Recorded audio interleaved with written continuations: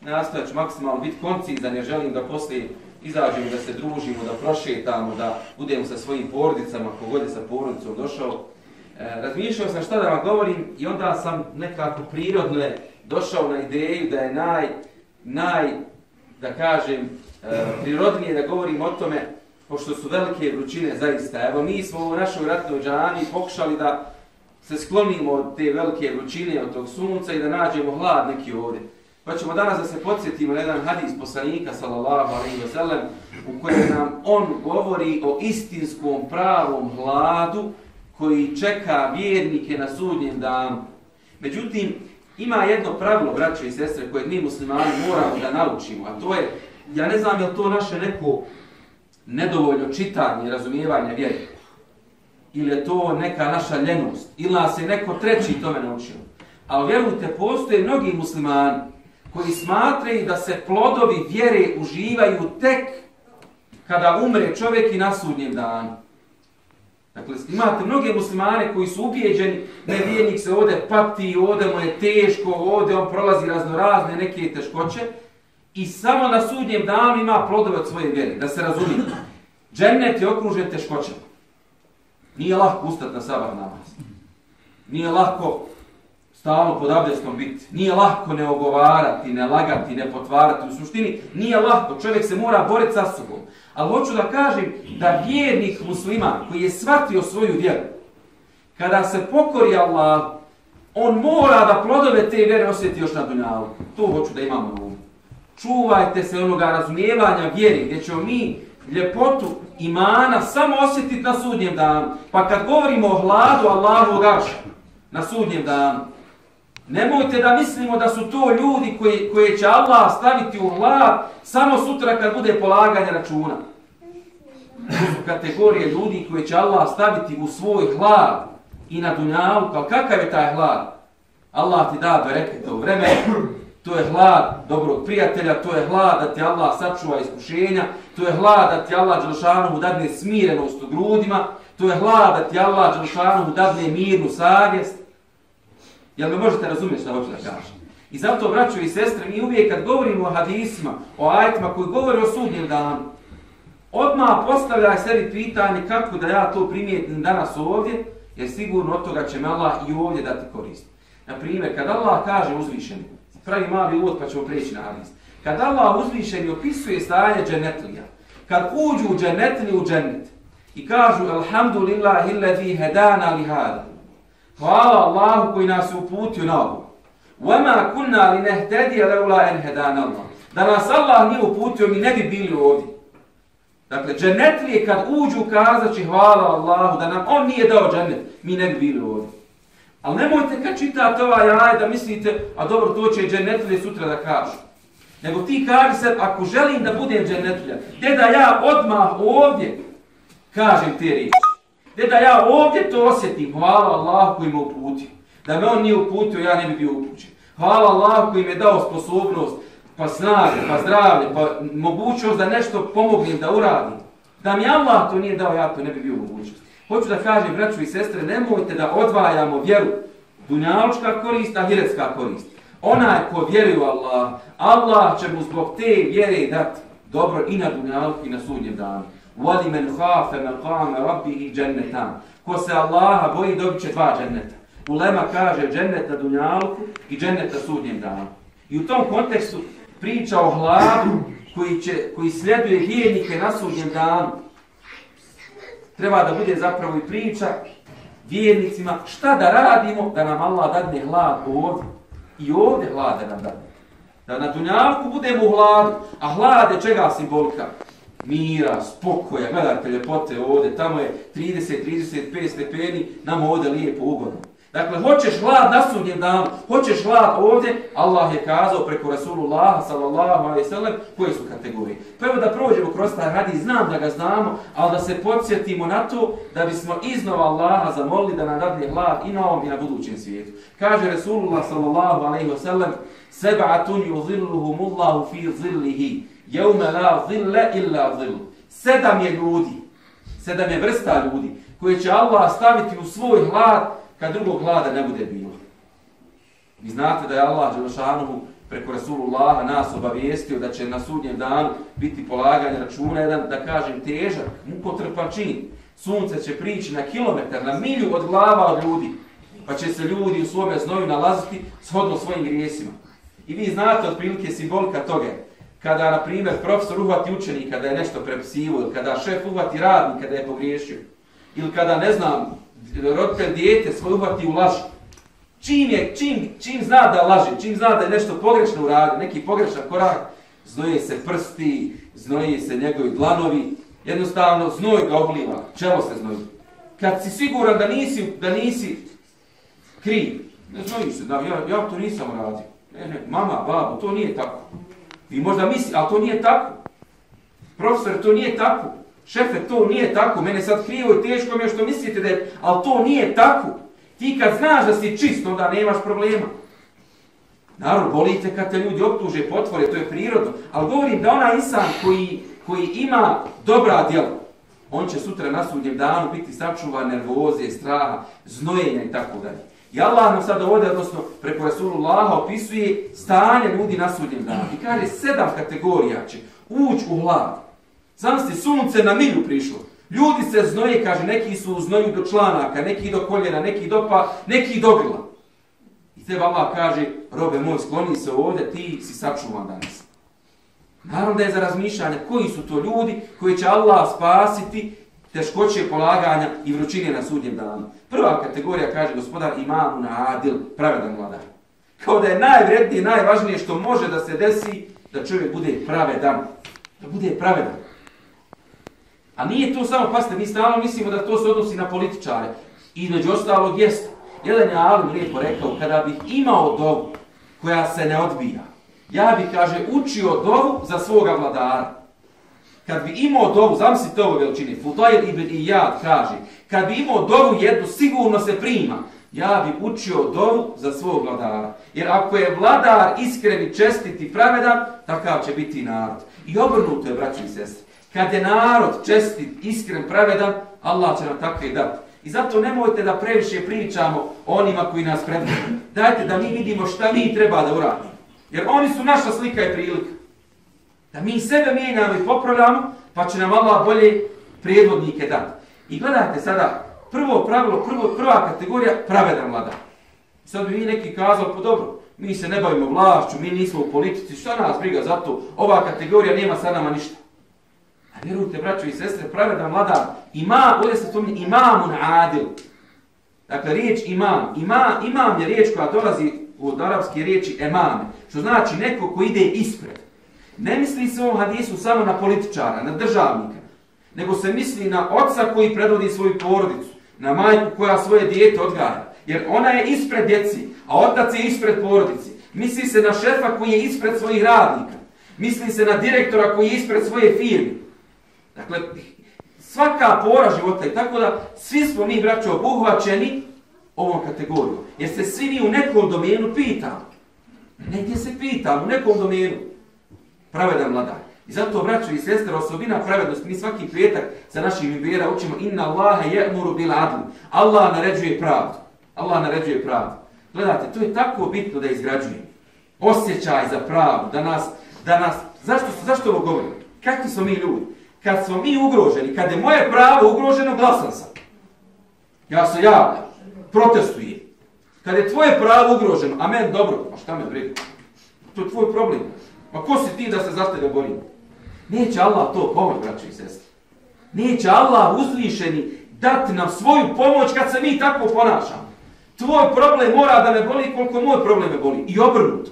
Kaže jednom hadisu Rasulullah sallallahu alaihi sallam innama tunsarune bi du'afaikum. Vi ste pomognuti od Allahove strane preko slabijih među vama. Preko najslabijih među vama vi ste pomognuti. Kada Allah pomaže jedan narod, kada taj narod i oni koji su bogati, koji su ugledni, koji su na poziciji, vode račun onima koji nisu takvi, koji su ispod njih. Allah najbolje zna, jedan od razloga što je gospodar pomogao naš mali bošnjački muslimanski narod da se sačuva od takve sile u zadnju agresiju. Pa vi znate kakav je naš predsjednik rahmetli Alija bio. Kaže, neću da jedem nešto dok ne znam da moji borci to imaju. Harun Efendi to bolje zna jer je bio bliži tim strukturama. Ali poenta je u tome, braćo i sestre, da onaj ko predvodi ljude ne može samo sebe da gleda, nego gleda interes svih ljudi oko njega. Pa i ako pogriješi, i ako nekad nekog zakine, nije mu to cilj. Pravedan vladar, pravedan predvodnik, svako od nas, braćo i sestre, ima priliku da u domenu gdje nešto radi, da bude pravedan i da dođe do Božjeg glada. I kad postupiš tako, Gospodar ti dadne hlad i na ovom i na budući svijet. Koji je hlad Allahovog arša na dunjalku kad si pravedan? Neće niko protiv tebe dovu učiti kao mazlum. Neće mazlum protiv tebe dovu da uči. Neće učiti dovu protiv tebe. Nekad sam vam spominjao možda priču, sjećam se, kad jedan šejh nam pričao, govori, sreo čovjeka u bolnici. I radi mu sad operaciju. I operišu mu, ne znam, abdominalne problemima. I urade operaciju na jednom organu. Pa kaže, prođe par dana, razboli mu se drugi dio organa. Pa treći dio. I sad oni gledaju doktori, nevjerovatan slučaj. Zaliječe jedno, razboli se s druge strane. I ovaj se čovjek onako kroz komu budi se malo i kaže on u tom trenutku, evo vam broj, zovite tog i tog čovjeka. Kada oni nazovu čovjeka i kažu šta je, kaže, bilo, kaže, taj čovjek je prije 30, ovaj sad na telefon govori, taj čovjek kojeg vi liječite, doktor u bolnici, je prije 30 godina uzeo, ja sam, kaže, ostao bez oca, moja braća i ja, i on je bio naš komšija, i uzeo nam je, kaže, zadnje parče zemlje koje nam je baba ostavio. Završio tamo preko svojih ljudi, općina, ovo znao ljude, završio nekako. Zuluman učinio. I od tad do dana današnjeg, kaže ovaj insan, kaže, ja učim dobu. Da ne umre, to je teško, braćo, ali zulum je učinjen čovjeku, treba mazluma razumjeti. Druga je dimenzija to bolje oprostiti. Ali ti razumi da on ima pravo svoj hak da traži. Bolje oprostiti, naravno, ali to je njegovo individualno pravo. I snaga njegovog imana. Ali kad govorimo o odgovornosti zajednici, kad mazlum uči dovu, ima pravo, ta dova nema perdi. Kaže ovaj čovjek, kaže, ja učim dovu 30 godina, da ta insan ne umre dok mu se čitavo njegovo tijelo ne raspadne.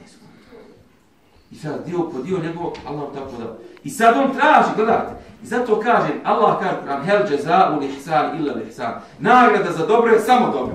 Činiš li dobro ljudima, Allah će ti vraćati dobro. Činiš li neki zulum na mikronivou, stičete kad tato. Zato je preispitivati se, braćo, stalno, pravedan vladar. U svakoj pori, u porodici, na radnom mjestu, u komšiluku, među rodbinom, u strukturama raznoraznim, možeš da budeš pravedan ili nepravedan. Ljudi će prepoznati pravedni i ljudi će prepoznati nepravedni. Koliko god da bilo ovako, ljudi će prepoznati. Jer gledajte, niko nije 100% čisto od nas, svi imamo grije. A znate na osnovu čega ljudima Allah sudi i na osnovu čega ljudi sud donosi? Na osnovu onoga što je dominantno kod tebe. Primjer, ako ti 100 puta budeš recimo ljut, a jednom oprostiš, svi te smatraju ljutim. To što si jednom oprostio, to tebe ne amnestira od toga da te ljudi smatraju grubim i ljutim insanom. Ali ako si 100 puta bio fin, blag, a jednom ti pukao film, kako mi kažemo, neće niko kazat da je on sada ljut insan, nego znamo ga ko blagu. Možda mu se tad nešto desilo. Znamo ga da je pravedan, da je čestit. Možda je pogriješio, možda, ali znamo ga da je fin. Kao što za nekog ko je nepravedan, znamo ga da laže, znamo ga da potvara, da napravi probleme. I zato, draga braćo i poštovane sestre, prva kategorija, pravedan vladar. Imamo nadu. Svi mi možemo u svojoj oblasti na neki način da postignemo vlad Božji tako što ćemo voditi računa o ovoj kategoriji. Samo jedan detalj života najpravednijeg halife da ispričam pa ću prijeći na drugu kategoriju. Fascinantno. Razumijevanje vjere, braćo i sestre. Vjera inače nije samo, kaže, ja pročito hadis. Ima, kaže, ajet. Imate 3 kruga, braćo i sestre. Prvo je naučiti, razumijeti, primijeniti. Znati, dakle naučiti, razumijeti i primijeniti. Ako preskočiš bilo koji krug, možeš biti u problemu. Omer radijallahu anhu, dolazi mu čovjek jedan. Došao iz Jemena u Medinu. Iz Jemena, na kameli svoju. I dok je bio završavao neke poslove, kaže, neki su mu iz Medine ukrali njegovu kamilu, ukrali, zaklali je i pojeli, podijelili.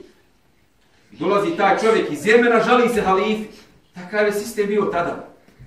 Dakle, bio vladar koji je rješavao probleme ljudi.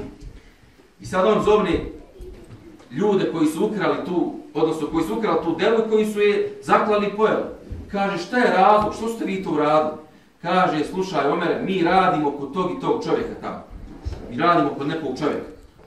Kaže, vjeruj mi, on nas nije, kaže, 2 mjeseca isplatio. Mi glad, primorani smo bili da nešto nađemo da pojedemo. I zove Omera radijallahu anhu, onoga njihovog poslodavca. I zove ga i kaže, slušaj, kaže, ako ne budeš radio ono što treba da radiš prema onima koji su u tvojoj nadležnosti, tebi ću ruku odsjeći drugi put, a ne njima. U nekom pravilu što je trebalo da bude šerijatska kazna? Ukrali su njima ruku da odsjeći. Ali šta je, razumije vjeru? Pravedan vladar. Zato, braćo i sestre, hlad na dunjalku, na ahiretu, pravdu. Zato vam kažem, pravda je nešto što mora da bude iznad moje porodice, iznad mojih prijatelja, iznad mojih interesa, iznad moga radnog mjesta. Dakle, da istina bude iznad interesa koje mi imamo. I kad se tome naučimo, onda će nas Allah pomoći. Ali kad mi postavljamo istinu prema sebi, ja sam uvijek u pravu, bez obzira što to nije tako i što je to nepravedno, ja sam pravu i branim svoj stav, onda Allah neće pomagati. Pravedan vladar. Druga kategorija, braćo i sestre, kaže Rasulullah sallallahu alejhi ve sellem, šabun neše fi ibadatillah. Mladić odrasta u pokornosti Allaha. Pa prvo spominje pravednog vladara, onda mladić koji je pokoran Allahu dželešanu. Kao da nam Rasulullah govori, dakle, jedno društvo na pravdi počiva. Vi to vidite na zapadu. Vjeruju li oni u Allahu? Ako imate neke njihove iskrivljene, neka religijska vjerenja, to nije dominantno kod njih. To je samo onako verbalno. Ali su društvo uspostavljeno na pravdi. Naša braća muslimani sa istoka žude, gledajte, kad dolaze imigranti, zamislite te bol, braćo i sestre, prolaze kroz Bosnu i Hercegovinu, gdje su muslimani, hajde kaže većina. Hajde što su, evo Bosna i Hercegovina. Nego prolaze čitav arapski svijet, gdje su muslimani dominantni i kažu, samo nam je želja da dođemo u Evropu. Samo u Njemačku, samo u Francusku, samo u Italiju, u Švicarsku. Nevjerovatno. Muslimani žude da idu u sistem gdje su nemuslimani većinom. Zato što Allah dželešanu, gdje je pravedan sistem, on pušta.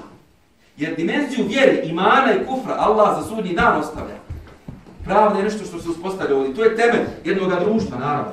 Druga kategorija, nakon pravde, mladić odrasta u pokornosti Allah. Kao da nas Allah uči i Rasulullah njegov, da mladići su ti na kojima počiva, odnosno istinska, iskrena omladina. Na njima počiva na društvu. Na osnovu onoga o čemu omladina naša sa 15-20 godina razmišlja danas, takva će nam biti država za 20 godina. To je suština. I ako je našoj omladini, našoj djeci, momcima i djevojkama, smisao života, šou neki tamo, neke zvijezde, nešto tamo, nargila, kafana i samo im je to u životu, šta će on za 20 godina da pomni? Kakvu će on državu da vodi? Kakve će on proces da inicija? Šta od njega očekivati? Zato Resulullah kaže da će u hladu Arša biti mladić koji je odraslo u pokornosti Allahu. Naravno i djevojke. Jer mladići i djevojke, gledajte to. Jednom sam pričao s jednim momkom, vratio sa Allahom, za 20 godina krenuo da klanja. I kaže on meni, kaže, znam, imao sam onako mogućnosti da budem u lošem društvu. I nekad razmišljam, Allah dragi, dao si mi snagu. Onako ja, mladić, lijep, znate, zdrav, hvala Allah. Dao si mi snagu, dao si mi imetak, dao si mi slobodu u mojoj zemlji, dao si mi auto, momak onako fino živi. A kaže Allah, ja sam izabrao tebi da budem pokoran, a da ne idem putem haramu. Allah, kad dođem u teškoću, ja sam ubijeđen da me nećeš ostaviti na cijedu. To je suština. Mladići mogu da misle živeću dugo, uživaju, provode se, rade šta hoće, većina ih tako razmišlja. I kad neko kaže neću to, hoću Allah, to je kod Allaha golema. I zato je uvijek poenta i poruka mladićima koji možda opiru se grijesima, lošem društvu, koji žive, koji klanjuju namaz. Nemoj da pomislite, koliko god da vas društvo ubjeđuje, ne valja to tako, treba da kockaš, da kladioncu igraš, može da slažeš, možeš ovako ili onako. Budite ubijeđeni, Allah će vam dati. Pa makar malo sačekali dobro na ovom i na budućem svijetu. Daće ti bereket u braku, daće ti bereket u zdravlju, u potomstvu, u porodici, u poslu koje budeš radio. Jer je nemoguće, kaže Allah u Kur'anu, dodajte ovog ajeta, kaže, zar misle oni koji ne vjeruju i čine loša djela, da su oni isti kao oni koji vjeruju i rade dobra djela? Neće Allah ostaviti na cjedilu mladića ili djevojku koji su pokorni Allahu. Ulažimo se u našu omladinu. Neće se dijete samo od sebe odgojiti. Neće se omladina sama od sebe vjeri okrenuti. Svi imamo emanet, braći i sestre. Druga kategorija, mladić odrastu u pokornosti Allahu. Treća kategorija, kaže Rasulullah sallallahu alejhi ve sellem, rajulun qalbuhu mu'allaqun bil masajid.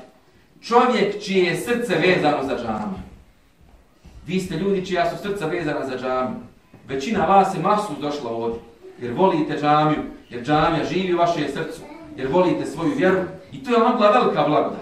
Vežite srce svoje za džamiju. Pa kad ti prođe dan da nisi bio u džematu, da sutradan već ti nešto teško bude. Pa ako ne možeš svaki namaz zbog obaveza, zbog posla, zbog umora, jedan namaz ne.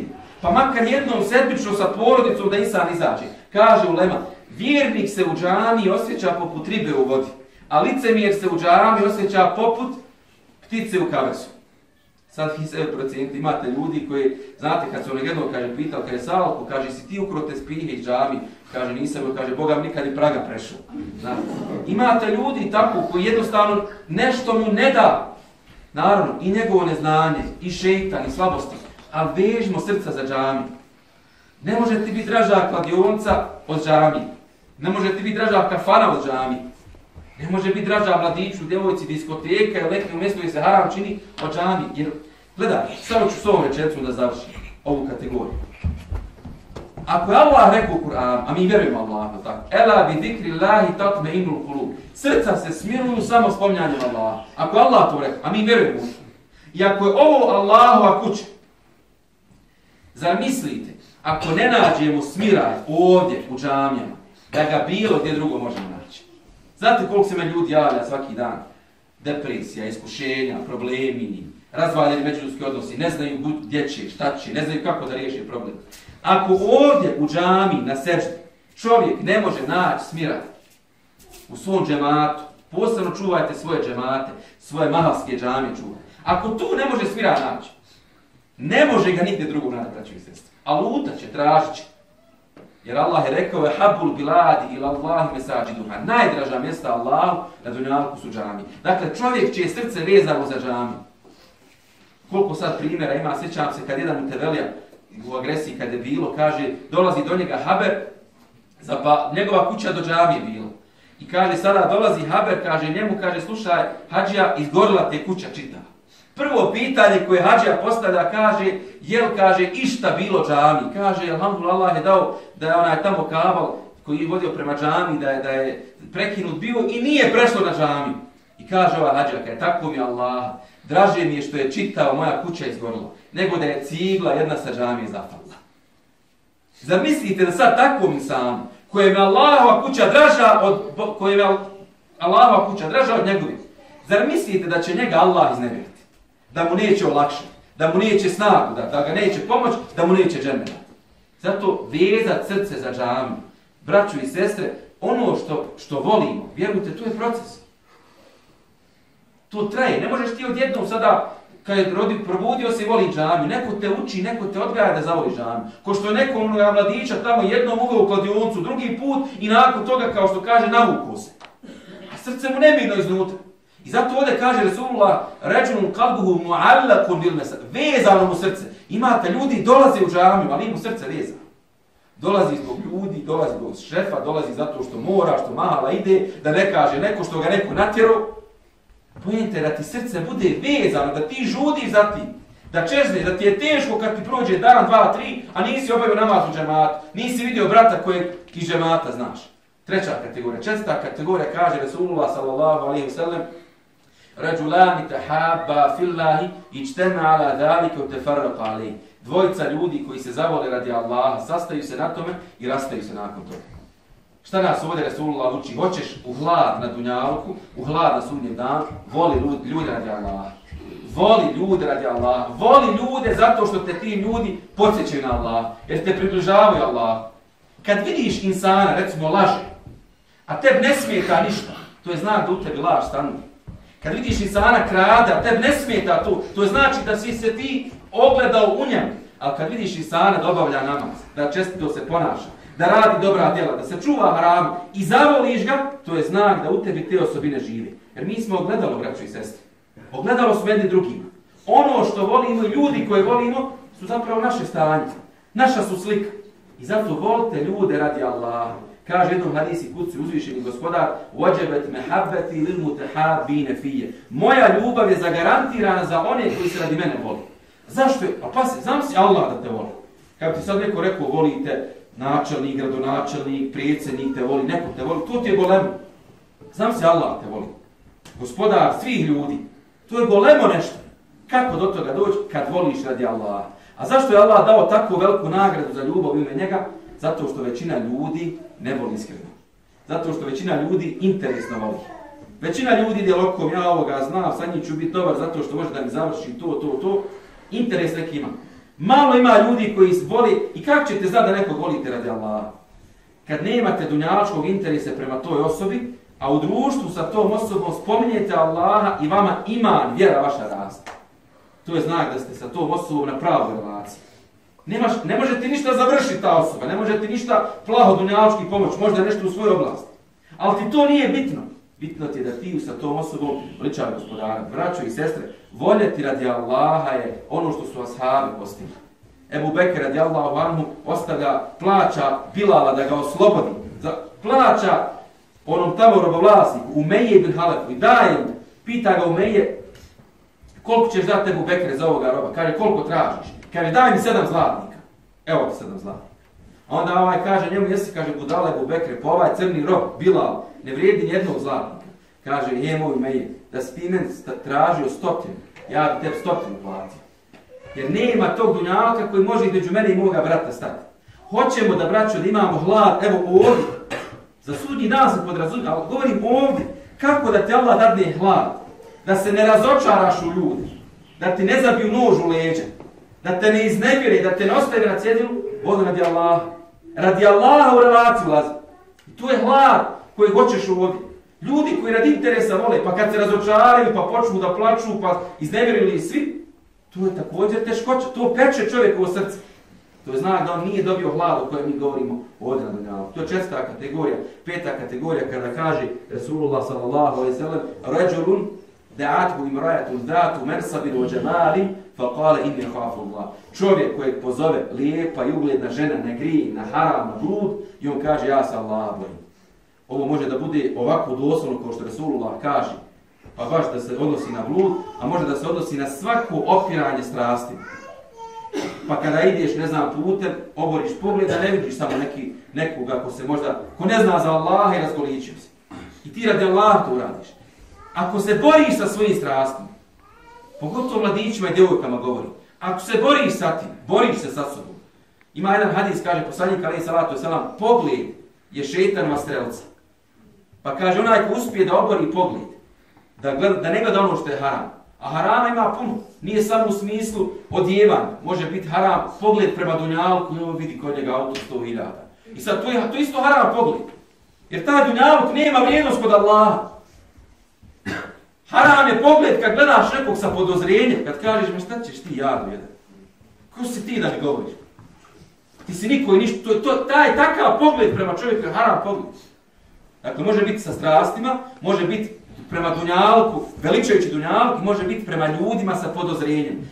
Opiranje haram pogled, kaže Rasulullah sallallahu alejhi ve sellem, Allah će ti vratiti slašću imana, koja je veća od bilo kakve slasti, neke strasti.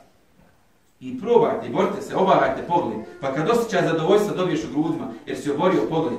To je nešto što ne može ni sa kakvom strašću da se mjeri. Ovdje nam dakle Rasulullah govori, u hlav na sudnjem danu i na dunjalku idu ljudi koji se opiru svojim strastima. Borite se sa svojim strastima, nije lako, nije jednostavno. U vremenu gdje imate internet, medije, gdje se nameću neke kvazi vrijednosti, gdje je jednostavno sve je dostupno ljudima, gdje na neki način sve nas gura u haram. Takav je sistem našeg života, Evropa donosi to. I nije više samo Evropa, sad je kod naše braće u arapskom svijetu više sve otvorno postalo. Tako vrijeme. Jedne prilike, jedan je, kaže, beduin zavodio neku beduinku i kaže, sad nas samo zvijezde vidi. A kaže, ona nje kaže, a gdje je onaj koji zvijezdama sjaj daje? Kaže, borite se sa svojim strastima, idete prema hlavu. I kad pogriješiš, i kad padneš, i kada oslabiš, vrati se Allahu. Ali nemojte nikada da prekinete vezu sa Allahom. Nemoj nikada da kažeš, ma nema više nade za mene, ma ja sam pogriješio, ja sam pogledao, ja sam se odazvao i tako dalje. Hadis ovaj nam govori o tome, da čovjek koji odbije ženu koja ga poziva na blud, ide u hlad Allahovog arša. Ali isto tako onaj ko odbije haram i grije na dunjalku, Allah mu daje hlad u njegovim grudima, zadovoljstvo, smirenost, snagu, spokoj. Vjerujte, to. Ima ljudi koji imaju dunjalku, pare imaju uživanje, ali nemaju unutra zadovoljstvo. Oni bi sav dunjalku dali da imaju to unutra. I kako da dođeš do toga? Pokornošću Allah. 6. kategorija koju Resulullah spominje jeste rajulun tasaddaqa bi sadaqati hatta la ta'lama shimaluhu ma tunfiqu yaminuhu. Čovjek koji udjeli sadaku tako da desna ne zna šta, da lijeva ruka ne zna šta je desna udjelila. Ovo nam ukazuje na to da čovjek udjeljuje i da ne broji te zalogaje i da ne broji svaki fenik, nego nam govori i da ne prigovara. Udjelio sam, Allah radi zaboravi to. Pa neko onaj tamo jedan napisao protestno pismo, kaže ja protestiram jer nisu napisali u preporodu da je on dao najviše za monarhu. Pazite, tajna javna sadaka je dozvoljena i treba da bude. Ali nemoj da imaš ti potrebu da ističeš to. Ako treba neko drugi da istakne, da podstakne u redu, ali nemoj ti. Ja se sjećam jednog džemata, dođe mi čovjek, kaže Efendija, evo ja ću dat, kaže, 50 maraka za ovaj projekat ovdje, gdje treba da ostavim. A zna da treba u kasu. Pa neko stavi u kasu, pa dobro kaže, ali evo samo. Dakle, njemu je cilj bio da on i to u džematu javno govori. Naravno, tajna javna sadaka dozvoljena je. Ali ja govorim, braću i sestre, ima osjećaj neki da kad udjeliš nešto, Allaha radi, da ne zna ni desna, da ne zna lijeva ruka šta je dala desna. Tajna sadaka je najbolji znak iskrenosti prema Allahu. Kaže Hazreti Aisha, namirisao bi sadaku kad bi udjeljivao. Pitaju, kaže, što mirišeš sadaku? Kaže, zato što sam ubijeđena, pazi ovo, ubijeđena sam da će ona prije doći do Allaha nego do onog siromaha. Šta ti tajna sadaka pomaže? Jačati ubjeđenju Allaha, to je suština. Zato ne mora lijeva da zna šta je dala desna. Uvećavati tvoje ubjeđenje u Allaha. Jer ti kad daješ i naravno neka ćeš dati tajnu i javno, neka će ljudi znati za to, neka će pohvaliti, ali tvoj način života, Allaha radi daje. I ne prigovara, kad sam dao, zaboravio sam. Kaže da je jedan od znakova primljenog djela, kad uradite dobro djelo, da ga zaborave ljudi. Jer kaže Allah, ilaihi yas'adul kelimu tayyibu wal amalu salihu yarfa'u. Allahu se uzdižu lijepe riječi i dobra djela. Pa kaže učenjac, kad se uzdigne dobro djelo prema Allahu, zaborave ga ljudi. I nemoj da žudiš da ga ljudi previše znaju. Omer radijallahu anhu, kaže, jedne prilike izašao i otišao u kuću jedne starci, a pratio ga Talha ibn Ubejdullah, trebao mu nešto. Talha ide za njim, a Omer mu pobježe. Ide Talha iza njega, sada je došao, vidi Omer uđe u neku kuću. Ulazi Omer u neku kuću, nakon nekog vremena izlazi i ode svojim poslom. Sad Talha ulazi tamo kad starca, neka stara žena, nepokretna, slijepa, onako pita nju Talha, kaže, halale majko, ali ko ti ovaj čovjek, šta je ovo bilo? Kaže, vjeruj mi da ne znam. A halifa bio muslimana tamo. Kaže, vjeruj mi sine da ne znam. Ali kada taj čovjek mi svako jutro, zadnjih 10 godina, dolazi i kaže, namirim što mi treba i moje potrebe završi. Halifa muslimana. I zato tajna sadaka, tajno dobro djelo koje uradiš, pojačava tvoje ubjeđenje u Allaha. Prestaješ više da budeš opterećen sa ljudima. Što su danas ljudi opterećeni? Ko nije lajkovo, nikoga nije nagradio. Zato što radi ljudi radi. Kad je radi Allaha, onda prestaneš biti opterećen ljudima. Znaš li onaj koji je vidio. I 7. zadnja kategorija, sa tim ćemo ako Bog da zaokružiti, kaže poslanik alejhi salatu vesselam, rajulun zekara Allahe halijen fe fadat ajnahu. Čovjek koji se sjeti Allaha u samoći i pusti suzu iz svoga oka. Ako ste u stanju, u mogućnosti, u prilici, kad ste sami u svojoj kući, u svojoj sobi, da pustite suzu, zato što znate koliko imate grijeha, a znate koliko Allah dobar prema vam. Zato što znate koliko Allah vam puta dove primio, koliko vam puta sramote prekrio, koliko puta nismo dovoljno dobri bili prema roditeljima, prema prijateljima, prema komšijama. I pustiš suzu. Znaš da si bio nemaran prema namazu, prema Kur'anu, prema ljudima oko sebe. Znaš koliko si griješio. I suza krene, a niko nema ljudi, ne glumiš. Nego iz duše ti izađe to. To je čovjek koji ide prema hladu Allahovog arša na budućem svijetu i na ovom svijetu da nađe smiraj. Jedne prilike jedan čovjek tako ušao ovako jednu lijepu džamiju i dobavi namaz u samoći. Znate, i kaže, čuje upo namaza, onako čuje neko otvori tamo vrata, bio putnik. I čuje neka vrata tamo zalupiše, znate. Kako zalupiše vrata, kaže, mora da ovo neki dobri čovjek iz ovoga sela, ne da ja ovdje klanjam do sabaha, neko mene vidi, nek me pohvali sutra. Kaže, on je tako ostao čitavu noć do sabaha klanju, kada je ujutro došao da vidi ko je taj čovjek koji je tamo zalupio na vrata, kad tamo pas ušao i kako je ušao sjeo u ćošak tamo negdje kod vrata i pas je zapravo napravio taj zvuk. I on kaže, tužan si ti čovječe koje gospodar preko psa podučava da se samo njemu iskreno mora biti. Zato, draga braćo i poštovane sestre, ove kategorije, gledaj, ovo je moja završna misao. Društvo u kojem nema pravde, društvo u kojem omladina nije za vjeru vezana, društvo u kojem su ljudi vezani više za kladionice i za kafane nego za džamiju, društvo u kojem se ljudi radi interesa vole, društvo u kojem se strastima robije do kraja, društvo u kojem se udjeljuje, ali ne da se uradi dobro djelo, nego da se pokaže i reklamira. I društvo u kojem su ljudi spremni da plaču radi ljudi, ne radi Allaha, spremni da plaču radi nekog interesa, ne radi zato što znaju da je Allah vidi. U tom društvu nema hlada na dunjalku. U tom društvu se stalno da pitamo gdje je Božja pomoć. Pa gdje je taj Božji hlad? Simbolika Božjeg hlada je njegova pomoć, njegova podrška, bereket u svemu što radimo. I zato mi šta možemo da uradimo? Možemo samo ti ja da odlučimo da ovih 7 kategorija da ih naučimo i da se trudimo makar u jednoj od njih da budemo. Kaže ulema da onaj ko bude bio makar u jednoj od ovih kategorija, Allah će mu dati hlad na sudnjem danu. A onaj ko bude bio u 2, u 3, u 7 od ovih 7 kategorija, Allah će mu još veću nagradu na sudnjem danu. Da ja molim gospodara da nas pomogne da ove stvari razumijemo, da nas stavi u svoj hlada dan kad drugog hlada ne bude i da nas počasti svaki dobro. Evo kratko dovu da pročimo. Auzu billahi minash shaitanir rajim. Bismillahirrahmanirrahim.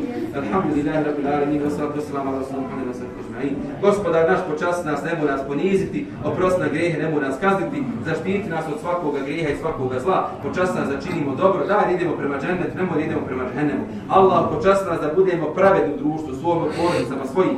Gospodar, počasti nas da budemo od onih kojima su srca vezana za džamiju. Allah, uputi našu omladinu islamu na najljepši način. Gospodar, daj da se radi tebe volimo, ne radi dunjalka. Gospodar, počasti nas da se odupiremo našim strastima. Gospodar, daj da udjeljujemo radi tebe, ne radi ljudi. Gospodar, daj da naša suza radi tebe bude, ne radi dunjalka.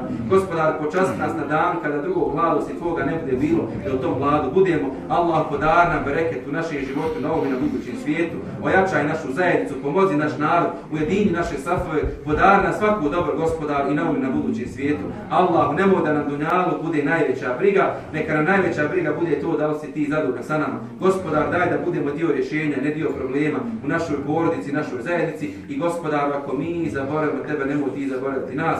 Budi nam milosti na dan kada ni metak ni sinovi neće koristiti. Subhane rabbika rabbil izzati amma yasifun wa salamun al mursalin walhamdulillahi rabbil alamin. Al-Fatiha.